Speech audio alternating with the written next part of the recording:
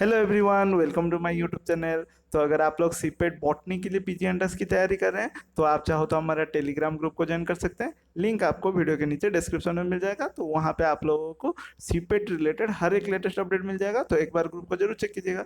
तो देखिए, आज हम डिस्कस करने जा रहे हैं, जैसे कि आप लोग स्क्रीन पे देख पा रहे हैं, ये है आप लोगों का सीपेट 2021 बॉटनी क्वेश्चन पेपर। ठीक है, बॉटनी का प्रीवियस ईयर क्वेश्चन पेपर है। हमने इसके पिछले वाले वीडियो में इसके पहले तो इसी क्वेश्चन का हमने 1 से लेकर 35 क्वेश्चन को बहुत ही ईजी वे में एक्सप्लेन किया है। हर एक आंसर को जो भी पॉसिबल उसका एक्सप्लेनेशन है। तो अगर आपने वो वीडियो नहीं चेक किया है तो यहाँ पे आई बटन पे लिंक शो हो रहा होगा, वहाँ से कर सकते हैं, या फिर इसी वीडियो के डिस्क्रिप्शन में भी आप लोगों को लिंक मिल जाएगा। तो आप लोग चेक कर लीजिए, क्योंकि आप लोगों का एग्जाम होने वाला है, एंट्रेंस एग्जाम अगस्त 8 को। तो मैं आप लोगों को सजेस्ट करूंगा, जो जो भी सीपेट जूलॉजी के कैंडिडेट्स गलती किए, आप लोग उसको बिल्कुल भी मत दोहराइए। आप लोग जितना हो सके, मैंने डेडिकेटेड प्लेलिस्ट भी बनाया है, आप लोगों को अगर मालूम नहीं है तो बता दो। यहाँ पे आप लोग अगर चैनल के प्लेलिस्ट में जाएंगे तो आप लोगों को टारगेट सीपेट बॉटनी के ऊपर एक पूरा डेडिकेटेड प्लेलिस्ट मिल जाएगा। वहाँ पे मैंने बहुत सारे प्रैक्टिस वीडियोस बनाए हैं सीपेट बॉटनी को एंट्रेंस को लेके। तो आपने वहाँ पे जितने भी सारे वीडियोज है उस सभी वीडियोस को अच्छे से प्रैक्टिस कर लीजिए, क्योंकि आपको मतलब बहुत सारे ऐसे क्वेश्चन सीपेट में मिल जाएंगे देखने को जो कि रिपीट हुए होंगे। ठीक है, और वहाँ पे मैंने बहुत बढ़िया बढ़िया क्वेश्चन को, यूनिवर्सिटी लेवल क्वेश्चन को पूरा प्रैक्टिस करवाया। इसलिए मैं सजेस्ट करूंगा आप उस सारे वीडियोस को देख लीजिए, और साथ में वहाँ पे 2020 का भी क्वेश्चन पेपर का सॉल्यूशन मिल जाएगा विद वेरी इजी एक्सप्लेनेशन। ठीक है, तो चलिए शुरू करते हैं। और वीडियो पसंद आए तो लाइक शेयर सब्सक्राइब जरूर कीजिएगा।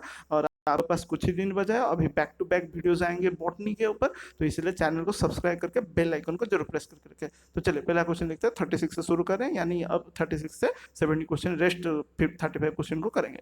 ड्यूरिंग फोटो रेस्पिरेशन यानी C2 साइकिल। ठीक है, C2 साइकिल जिसको पिको साइकिल भी कहते हैं। ठीक है, पिको साइकिल भी कहते हैं। तो ये C2 साइकिल में oxygen is consumed. Oxygen oxygen कहाँ पे कंज्यूम होता है? साइटोसोल में, क्लोरोप्लास्ट में, पेरोक्सिजम में, माइटोकॉन्ड्रिया। आप लोग जानते होंगे ये सीक्वेंस CPM में ही आने जो रहता है। पहला जो क्लोरोप्लास्ट होता है वहाँ पे आप लोगों का ऑक्सीजन कंज्यूम होता है। और फोटो रेस्पिरेशन एक प्रोसेस है लाइट डिपेंडेंट, जहाँ पे ऑक्सीजन आप लोगों का क्या हो जाता है, यूटिलाइज हो जाता है बाय द प्लांट्स। तो जनरली प्लांट्स क्या लेते हैं, CO2 लेते हैं, CO2 लेते हैं और ऑक्सीजन रिलीज करते हैं। लेकिन यहाँ पे फोटो रेस्पिरेशन में वो ऑक्सीजन ले लेते हैं। ठीक है, ये चीज ध्यान रखिएगा। और इसका राइट आंसर है chloroplast. Which of the following pigment is not responsible for harvesting light for photosynthesis? Light photosynthesis के लिए लाइट को हार्वेस्ट करना, यानी आप लोग जानते होंगे एक रिएक्शन सेंटर होता है जो कि खास करके क्लोरोफिल ए से बना हुआ रहता है, उसको घेरे हुए रहते हैं एक्सेसरी पिगमेंट। तो उनका काम क्या है, लाइट को हार्वेस्ट। ये रहा आप लोग का फोटोन गिरा या फिर लाइट गिरा, तो ये सब एक्साइटेड होके उनके पास वाले जो भी पिगमेंट सेंटर होगा वहाँ पे वो हार्वेस्ट करेंगे या फिर प्रोवाइड करेंगे वो इलेक्ट्रिकल एनर्जी को। ठीक है, हाई इलेक्ट्रिकल एनर्जी को। तो इसी इसी को ही लाइट हार्वेस्टिंग बोलते हैं। तो इनमें से कौन सा पिगमेंट रिस्पॉन्सिबल नहीं है? क्लोरोफिल तो है, भाइकोबिलिप्रोटीन तो है, कैरोटीन से, लेकिन साइटोक्रोम नहीं है। ये हमारा रॉन्ग आंसर, मतलब ये हमारा रॉन्ग हो जाएगा। तो ये हमारा राइट आंसर, नॉट रिस्पॉन्सिबल लिखा है ना। उसके बाद चलते हैं next question. The enzymes of TCA cycle are located in. TCA cycle, tricarboxylic acid cycle के लिए आप लोगों का जो एंजाइम्स इन्वॉल्व रहते हैं वो कहाँ पे लोकेटेड होते हैं? साइटोप्लाज्म में, माइटोकॉन्ड्रियल मैट्रिक्स में, या फिर आप लोग इनर माइटोकॉन्ड्रियल मैट्रिक्स में, या फिर पेरिकॉन्ड्रियल स्पेस में? सो राइट आंसर है माइटोकॉन्ड्रियल मैट्रिक्स में आप लोग क्रेब साइकिल के सारे एंजाइम्स लोकेटेड होते हैं, सिवाय आप लोग एक को छोड़ के जिसका नाम है सक्सिनेट डिहाइड्रोजिनेज। ये भी जानते होंगे, सक्सिनेट डिहाइड्रोजिनेज। ठीक है, उसके बाद चलते हैं next question. Which of the following, ये याद रखिएगा, हाँ ये मैं मार्क कर दे रहा हूँ। ये एक इंपॉर्टेंट क्वेश्चन था जहाँ पे मैंने सक्सिनेट डिहाइड्रोजिनेज के ऊपर क्वेश्चन बहुत बार रिपीट होते हुए देखा है। ठीक है, उसके बाद देखिए next, which of the following method of chemical transfectants is not used for transfection? इनमें से कौन सा केमिकल ट्रांसफेक्टेंस है जिसको यूज नहीं किया जाता ट्रांसफेक्शन के लिए? Calcium phosphate, DEAE dextran, cation lipids, या फिर पायरोफॉस्फेट PP को यूज नहीं किया जाता। ठीक है, ट्रांसफेक्शन के लिए, प्रोसेस के लिए। उसके बाद चलते हैं next question. Adelphos stamen, superior ovary, actinomorphic flowers are the characteristics of the family. कौन से फैमिली के? ये अडेल्फोस स्टेमन यानी फ्यूजन हुए होंगे। ग्रुप वाइज आप लोग पढ़े होंगे, मोनाडेल्फोस, डायाडेल्फोस, पोलीडेल्फोस कंडीशन।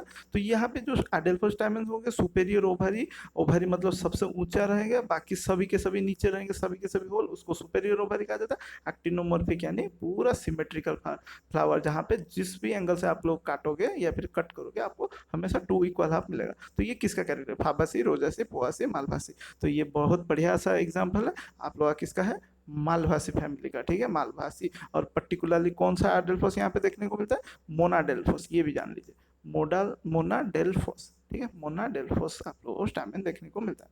उसके बाद देखिए next question, which of the following group of bacteria grow like branched fungal mycelia structure, मतलब इनमें से कौन सा बैक्टीरिया है, ठीक है, बैक्टीरिया जो कि ब्रांच फंगल माइसेलिया की तरह ग्रो करते हैं, एक्टिनोमाइसिटिस, कोकाई, स्पिरिलम, बासिली। सो इसका राइट आंसर है वो है एक्टिनोमाइसिटिस। कोकाई तो आप लोग सर्कुलर होते हैं, ठीक है, स्पिरिलम तो आप लोग इस तरह का स्पाइरल शेप के होते हैं, उसके बाद बासिली तो आप लोगों का रोड शेप होते हैं, ठीक है। बचा क्या हमारा, यहाँ पे हम लोग एलिमिनेशन टेक्निक से भी आंसर कर सकते हैं, देख रहे हैं, मैंने ये पहला बी सी और डी को कट किया तो मेरा लास्ट ऑप्शन बचा एक्टिनोमाइसिटिस। उसके बाद देखिए, the sporangia in the sporophyll of selaginella are homosporous and sporophytic. देखिए बहुत इजी क्वेश्चन है, ठीक है, लेकिन इंपॉर्टेंट बहुत है। सिलाजिनेला इकोसिस्टम के ऊपर बहुत ज़्यादा क्वेश्चन आते हैं, मार्सिलिया के ऊपर भी। तो यहाँ पे पूछा गया है सिलाजिनेला में स्पोरेंजिया किस तरह का स्पोर बियर करते हैं, homosporous sporophytic, heterosporous sporophytic, homosporous gametophytic, heterosporous gametophytic. तो जानते हैं सिलाजिनेला एक टेरिडोफाइट है, और टेरिडोफाइट्स को हम जानते हैं उनके जो प्लांट बॉडी होते हैं वो सभी के सभी स्पोरोफाइट होते हैं। तो स्पोरोफाइट, लेकिन सिलेजनल एक टेरिडोफाइट है जिसमें हेट्रोस्पोरस और स्पोरोफाइटिक कंडीशन देखने को मिलता है, ठीक है। उसके बाद चलते हैं next question, formation of middle layer of the anther wall by the secondary parietal tissue is the characteristics of dicots, orchid, grasses, commelinids. So देखिए यहाँ पे आप लोगों का सभी के सभी मुझे आंसर लग रहा है, ठीक है, क्योंकि आप लोगों का जो middle layer of anther wall by the secondary parietal tissue मतलब फॉर्म जो होता है मिडिल लेयर, वो तो सभी में पाया जाता है। फिर भी आप लोगों के पास अगर बेटर आंसर है तो मुझे कमेंट सेक्शन में जरूर बताएगा, कमेंट्स में बताएगा कि इसका क्यों हो सकता है विद रीजन, ठीक है। मुझे तो सभी के सभी ऑल लग रहा है, सभी में ये मिडिल लेयर आप लोगों का anther wall by the secondary tissue formation होता है। उसके बाद dicots have segregated into lignosae and herbaceae is the classification proposed by. Dicots जो सेग्रीगेट किया गया है लिग्नोसी में और हर्बासी में, और वो उस तरह का क्लासिफिकेशन किसने प्रपोज किया था, Bentham and Hooker, Hutchinson, APG, यानी कि एंजियोस्पर्मिक फाइलोजेनिक ग्रुप या फिर angular and plantar. So simple है, हचिंसन ने उसको प्रोवाइड किया था या फिर प्रपोज किया था। उसका देखो, which of the following reaction step is an energy yielding, energy जो देता है, एनर्जी यानी ATP step during glycolytic breakdown of glucose to pyruvate. Glucose to मतलब ग्लाइकोलिसिस में जब ग्लूकोज टू पायरुवेट बनता है तो आप लोग कौन से स्टेप में इनमें से एटीपी जनरेट होता है, 1,3 बाईफॉस्फोग्लिसरेट टू 3 फॉस्फोग्लिसरेट, या फिर 3 phosphoglycerate to 2 phosphoglycerate, glucose 6 phosphate to fructose 6 phosphate, 2 phosphoglycerate to enol pyruvate. So इसका राइट आंसर है आप लोगों का, ये आप लोगों का 1,3 बाईफॉस्फोग्लिसरेट टू 3 फॉस्फोग्लिसरेट के टाइम में आप लोगों को एटीपी जनरेट देखने को मिल जाता है, ठीक है। उसका देखिए a sense strand with sequence AAT GCG ATG and GCT will code for an mRNA with codons. अच्छा, आप लोगों के पास सेंस को हम कोडिंग कह देना, ठीक है, कोडिंग स्ट्रैंड। तो देखिए यहाँ पे कोडिंग स्ट्रैंड का सीक्वेंस दिया गया है, तो कौन सा आरएनए बनेगा ये चीज़ बताया गया है। तो आप जानते हैं ये अगर कोडिंग मतलब कोडिंग स्ट्रैंड या फिर सेंस स्ट्रैंड हुआ तो इसके कॉम्प्लीमेंट्री जो सारे बनेंगे वो सभी के सभी टेम्पलेट बनेंगे, और आप लोगों का आरएनए किसको देखते हुए बनता है, वो टेम्पलेट को देखते हुए बनता है। इसका मतलब मैं शॉर्टली आपको बताऊं, अगर ये टेम्पलेट है ना, मतलब ये कोडिंग स्ट्रैंड है ना, इसका मतलब एमआरएनए में भी एग्जैक्ट सेम ही रहेगा, सिवाय टी की जगह यू रहेगा, ठीक है, इतना ही करना है, देख रहे हैं। और यहाँ पे सीक्वेंस हमेशा याद रखिए, जो कोडिंग स्ट्रैंड होते हैं उनका हमेशा स्ट्रैंड 5' to 3' रन करता है, ठीक है, लेकिन यहाँ पे डायरेक्शन नहीं पूछा है, फिर भी हम देख लेते हैं, ठीक है।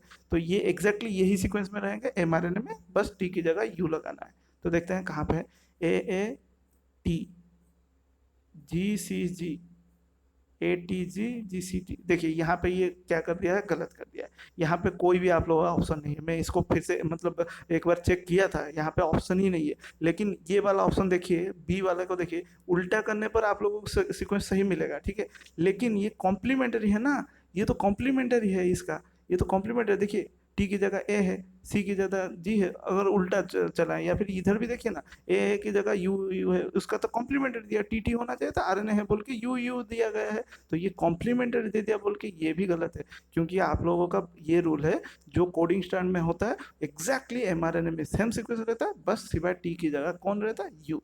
मतलब यहाँ से शुरू होना चाहिए था A U G C G A U G G C U, ये सीक्वेंस होना चाहिए था, क्योंकि यहाँ पे डायरेक्शन भी नहीं दिया गया है, ठीक है। तो आप लोगों को मैं ये एक चीज अलर्ट कर देना चाहता हूँ कि जब आप लोग एंट्रेंस दो, आप लोग कुछ ऐसे भी क्वेश्चन देखने को मिल जाएगा जहाँ पे ऑप्शन कंफ्यूजिंग हो गए, या फिर बिल्कुल भी मतलब होंगे ही नहीं राइट आंसर, तो आप लोग कंफ्यूज होके, जिस जो भी मतलब कंफ्यूज मत होके, आप लोग को जो भी पॉसिबल लग रहा है आंसर उसको करके आएगा, जो जिसमें स्ट्रॉन्ग चांस लग रहा है, ठीक है।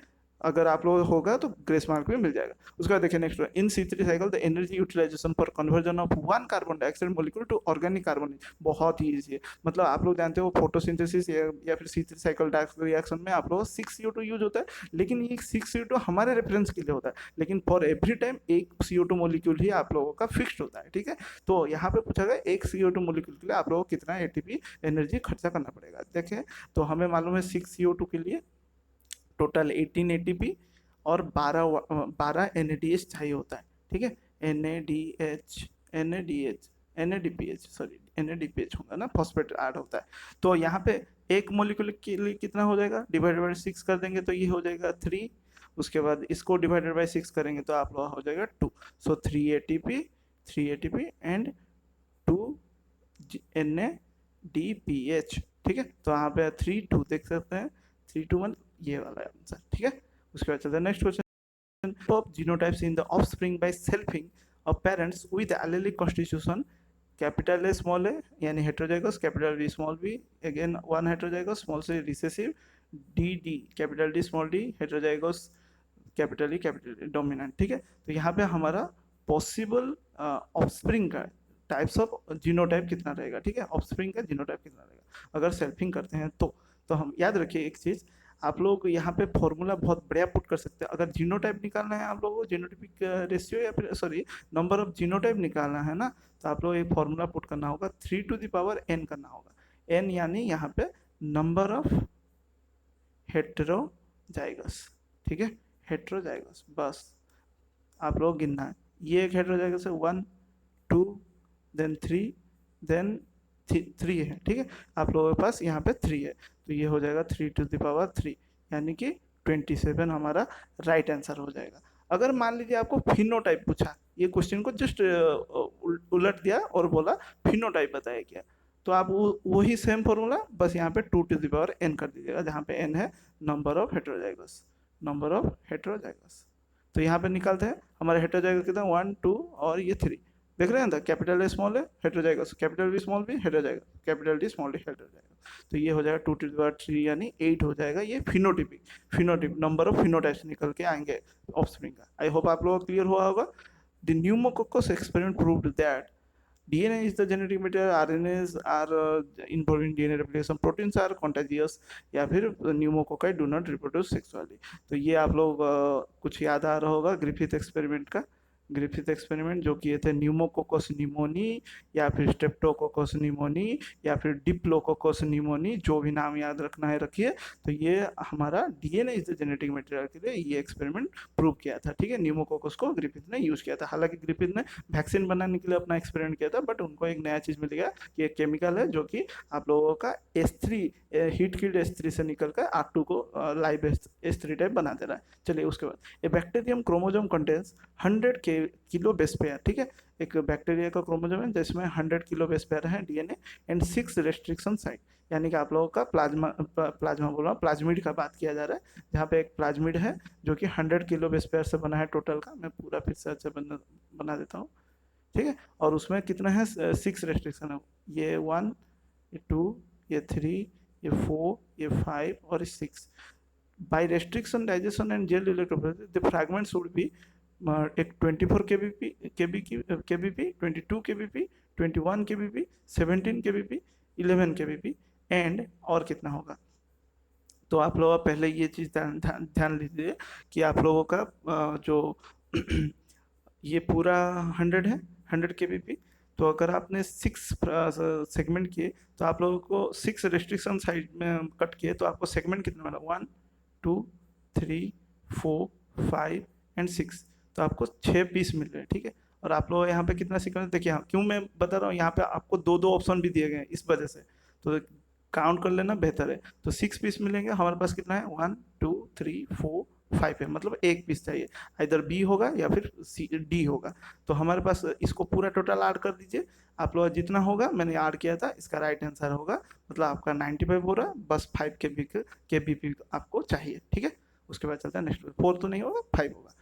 Mycoplasma differs from bacteria in not processing the, mycoplasma bacteria से कैसे डिफर करते हैं, by not possessing the, cellular उनमें नहीं होता, फिलामेंटल स्ट्रक्चर होते हैं, या फिर डीएनए उनका जेनेटिक मटेरियल होता है, या पेनिसिलिन रेजिस्टेंट होता है। बहुत इजी है, आप लोग माइकोप्लाज्मा ने PPLO, pleuro pneumonia like organism, उनमें सेलुलर पाया नहीं जाता, ठीक है। उसके बाद चलते हैं next question, helical symmetry, helical symmetry यानी इस तरह का, helical symmetry of capsid is seen in, capsid में हेलिकल सिमेट्री किस में पाया जाता है, T2 फेज या फिर polio virus, retrovirus, tobacco Mosaic virus, answer है टीएमबी। अगर आपने आरएनए को देखा होगा इस तरह, और कैप्सिड वगैरह इस तरह से लगे रहते हैं, ठीक है। इस तरह से पूरा, मतलब ये पूरा इस तरह से घूमे रहते हैं, इस तरह से अगर देखे होंगे अल्ट्रा स्ट्रक्चर। उसके बाद which of the following statement is not correct for cycas, cycas के लिए इनमें से कौन सा स्टेटमेंट करेक्ट नहीं है। The zygote forms the pre nuclear proembryo, ये सही है।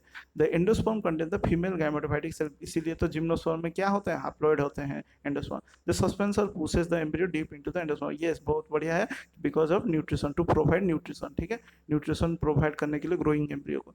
एम्ब्रियो डिफरेंशिएट्स सेवरल कोटिलेडन, ये गलत है, आप लोगों का साइकस में सेवरल कोटिलेडन्स नहीं होता, ओनली 2 कोटिलेडन होता है, ठीक है, याद रखिए। लेकिन पाइनस जो है, पाइनस है, उसमें आप लोगों का 10 to 16 कोटिलेडन के आसपास हो जाते हैं, ठीक है, ये याद रखिएगा। पाइनस के लिए 10 to 16 कोटिलेडन, लेकिन साइकस के लिए 2 ही कोटिलेडन होते हैं उसके अंदर में। Formation of winged pollen grain is the character, बहुत ईजी है, पाइनस होगा। पाइनस में आप लोग जानते होंगे, सीड में आप लोगों को इस तरह का, सीड में क्या देखने को मिल जाता है, ये सॉरी, ये तो आप लोगों का किसका है, पोलन, हाँ यही है, तो पोलन ग्रेन का स्ट्रक्चर, जहाँ पे ये जो एक्सटेंशन देख रहे हैं ये है विंग, और आपको अगर ये पूछा जाए ये विंग कहाँ से डेवलप करता है, आपका सीधा आंसर होगा this is the extension of exine, extension of exine, extension of exine, ये याद रखिए, ठीक है। उसके बाद और एक है, आप लोग पाइनस सीड में ओभिलुस्केल, ओभिलुफेरस स्केल जो होता है वो विंग बनाता है, ठीक है। पाइनस सीड भी, पाइनस का सीड भी, उसमें भी आप लोगों को विंग्ड सीडेड देखने को मिलता है, विंग्ड सीडेड, और वो भी किसका, ओव्यूलिस्फेरस स्केल का। चलते हैं next question, A 16 nucleated embryo sac, 16 nucleated embryo sac है with 3 celled egg apparatus, 3 celled आप लोगों का एक, 2 होंगे सिस्टर और एक आप लोगों का एग apparatus, 11 एंटीबॉडल, ऊपर में पूरा 11 हो जाएंगे, तो इस किसका टाइप का होता है, प्लम्बागो, ड्रूसा, पेपरोमिया, प्लम्बाजेला, सो राइट आंसर है ड्रूसा टाइप।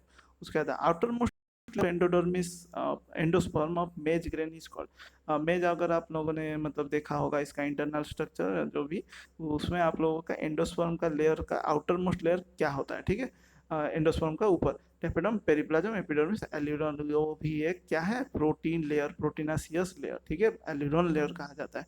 उसके बाद study of ecological behaviour of a group of species in an ecosystem is called, एक ग्रुप ऑफ बोला गया है, autecology, synecology, population dynamics, community dynamics, right answer है सीन इकोलॉजी, ठीक, क्योंकि ग्रुप बोला गया है। अगर इंडिविजुअल का बात करता तो ऑटो इकोलॉजी होता।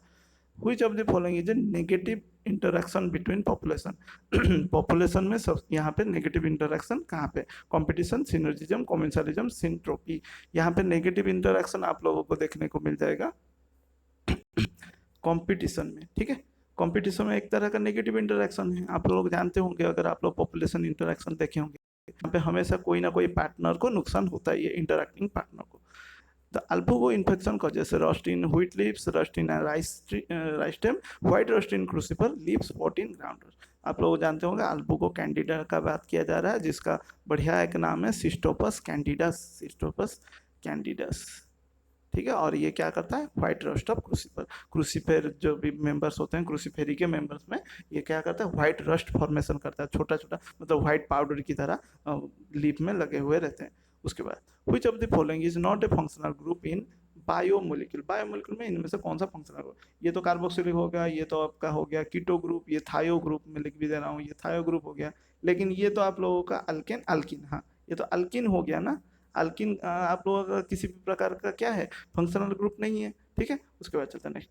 During active transport in plant cell the ions are transported across the membrane by, आप लोग जानते हैं एक्टिव ट्रांसपोर्ट यानी ये किसके थ्रू से होता है, पंप के थ्रू से होता है, और ये एनर्जी यूटिलाइज करता है। तो यहाँ पे पूछा गया प्लांट एक्टिव ट्रांसपोर्ट के ड्राइव में प्लांट सेल में ions are transported across the membrane, किसके थ्रू से होते हैं, जो आयन ट्रांसपोर्ट करते हैं वो किस बेसिस पे होते हैं, कंसंट्रेटेड ग्रेडियंट की वजह से, बिल्कुल भी नहीं।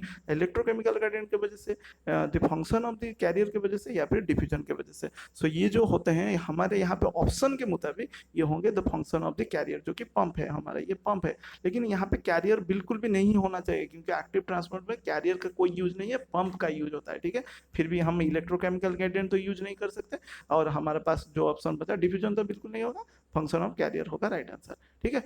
और अगर आपको मतलब ये तो इलेक्ट्रोकेमिकल ग्रेडियंट भी शायद हो सकता, फिर भी आप लोग थोड़ा सा इसको चेक कर लीजिए, मैंने इतना भी मतलब ध्यान नहीं दिया हूँ, फिर भी आप लोग इसको थोड़ा एक बार चेक कर लीजिएगा। उसके बाद the rate of observation of water is slow eight a temperature near the freezing point, because मतलब फ्रीजिंग पॉइंट के टेम्परेचर के आसपास आप लोग ऑब्जर्वेशन ऑफ वाटर बहुत घट जाता है, बहुत ही स्लो हो जाता है, क्यों, cell membrane becomes viscous, cell membrane viscous हो जाता है, इस वजह से water around root zones freezes, water जो भी रूट के अराउंड होते हैं वो फ्रीज कर जाते हैं, जम जाते हैं, या फिर ट्रांसपिरेशन इज रिटायर्ड, ट्रांसपिरेशन बंद हो जाता है, या फिर soil nutrients form complexes, very easy, transpiration आप लोगों का रिटायर्ड हो जाता है, इसलिए वाटर ऑब्जर्वेशन भी घट जाता है, ठीक है। उसके बाद चलते हैं नेक्स्ट क्वेश्चन।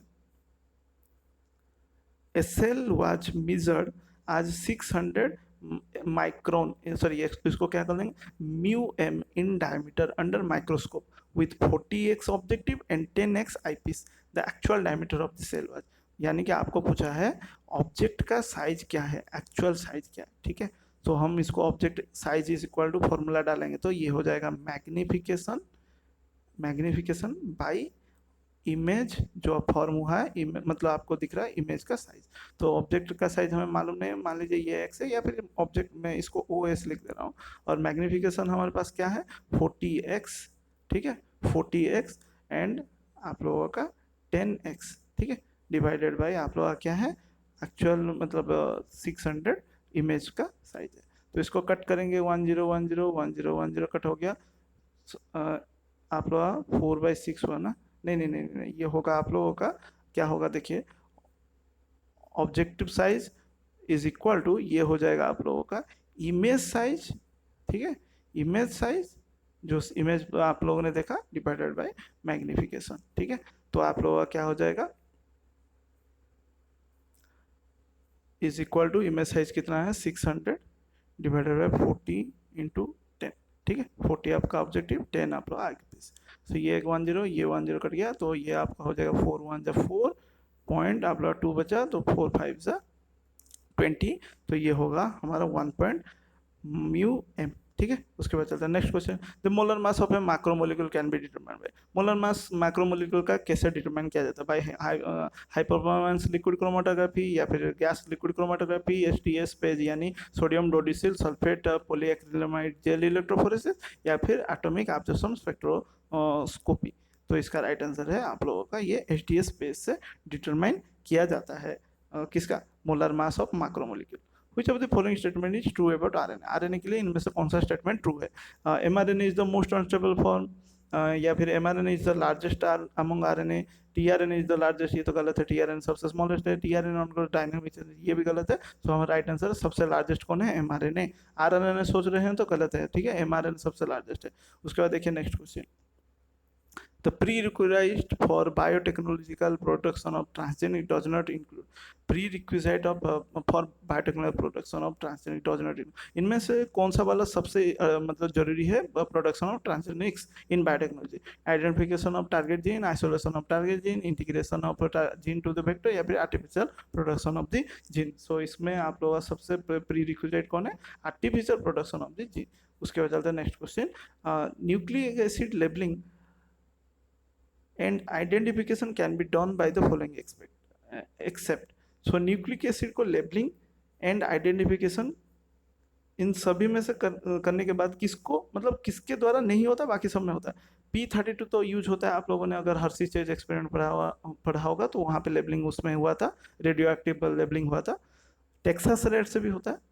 राइबो शुगर में थोड़ा सा मुझे डाउट है, लेकिन फ्लोरोसाइंस तो बिल्कुल नहीं होता, तो ये मेरे हिसाब से फ्लोरेसाइन होगा।